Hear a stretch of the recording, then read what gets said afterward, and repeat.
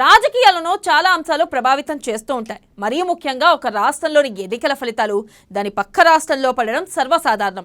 ఖచ్చితంగా వాటి ప్రభావం ఉంటుందని చెప్పలేం, కానీ ఎన్నికల మూడ్లో ఉన్న ప్రజలపై ఆ ఫలితాల ప్రభావం ఉండే అవకాశం ఎక్కువగా ఉంటుంది. ఈ నేపథ్యంలో కర్ణాటకలోని ఉప ఎన్నికల ఫలితాల ప్రభావం తెలంగాణపై పడే అవకాశం ఉందనే వాదన వినిపిస్తుంది. విజయం సాధించి అధికారం చేపట్టడం కోసం బీజేపీ, కాంగ్రెస్లు హోరాహోరీ పోరులో ఉన్నాయి.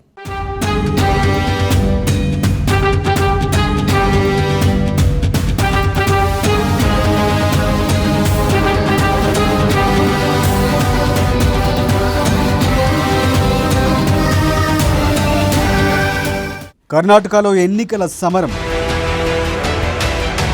ఫలితాల కోసం తెలంగాణలో వెయిటింగ్. కన్నడ ఫలితాలపైనే తెలంగాణ రాజకీయం.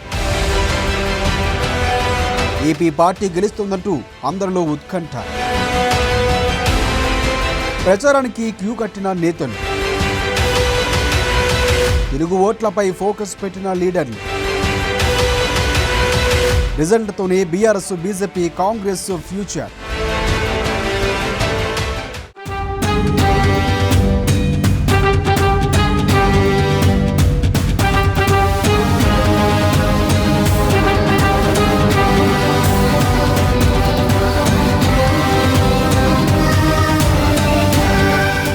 కర్ణాటక అసెంబ్లీ ఎన్నికల నగారా మోగింది. మే 10న ఒకే విడతల్లో ఎన్నికలు జరగనున్నాయి. కన్నడ గడ్డపై అన్ని పార్టీలు ఎన్నికల్లో గెలుపు కోసం శ్రమిస్తున్నాయి. అయితే బీజేపీకి మరోమారు అవకాశం వస్తుందన్న ప్రచారం మాత్రం జోరుగా జరుగుతోంది.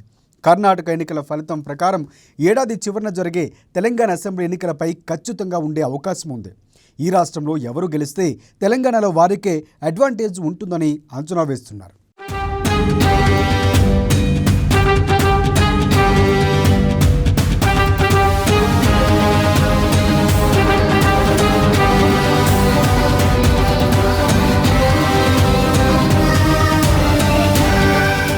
కర్ణాటక ఎన్నికల ఫలితాలు ప్రభావం తెలంగాణపై ఎక్కువగానే ఉండే అవకాశాలు కనిపిస్తున్నాయి. పొరుగు రాష్ట్రం అనే సమీకరణే కాదు, కర్ణాటక తరహాలో కాంగ్రెస్, బీజేపీ కూడా అధికారం కోసం పోరాడుతున్నాయి. రాజకీయాల్లో చాలా అంశాలుగా ప్రభావితం చేస్తున్నాయి. మరీ ముఖ్యంగా ఒక రాష్ట్రంలోని ఎన్నికల ఫలితాలు దాని పక్క రాష్ట్రంలో పడటం సర్వసాధారణంగా ఉంటుంది. తెలంగాణలో కాంగ్రెస్ మెల్లమెల్లగా పుంజుకుంటున్న పరిస్థితులు కనిపిస్తున్నాయి. ఇలాంటి సమయంలో వారికి నైతిక ధైర్యం కావాలి. ఆ ధైర్యం కర్ణాటక ప్రజలు ఇస్తారని హస్తం నాయకులు నమ్ముతున్నారు.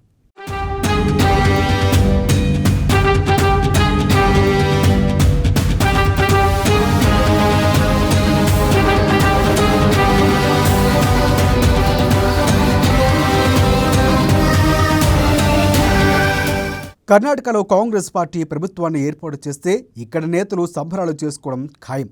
సరిహద్దు ప్రాంతాల్లో ఆ ప్రభావం నేరుగా ఉంటుంది. అలాగే ప్రజల్లో కూడా గెలిచే పార్టీ అన్న కాంగ్రెస్ అన్న భావన కూడా వస్తుంది.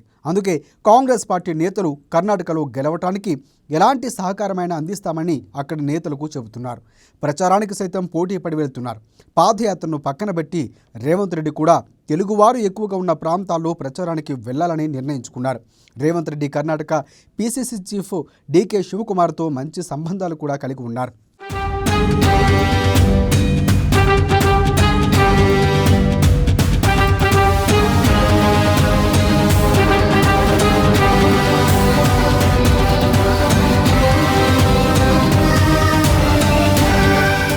ఇక దక్షిణాదిన ఎదగాలనుకుంటున్న బీజేపీ కాలం కలిసి రావటం లేదు. బీజేపీకి ఉత్తరాది పార్టీ అనే పేరు ఉంది. దీనికి కారణం దక్షిణాదిన ఆ పార్టీకి పెద్దగా బలం లేకపోవడమే. అతి కష్టం మీద కర్ణాటకలో 2-3 సార్లు అధికారం దక్కించుకుంది. కానీ ఇప్పుడు అక్కడ ఎదురుగాలి వీస్తోంది. అయితే సర్వేలు మాత్రం బీజేపీకే అధికారం వస్తుందని అంచనాలు వేస్తున్నాయి. ఈ నేపథ్యంలో కమలనాథుల్లో ధీమా కనిపిస్తోంది. అక్కడ గెలిస్తే తెలంగాణలో అధికారం ఖాయమని కాషాయ పార్టీ నేతలు నమ్ముతున్నారు.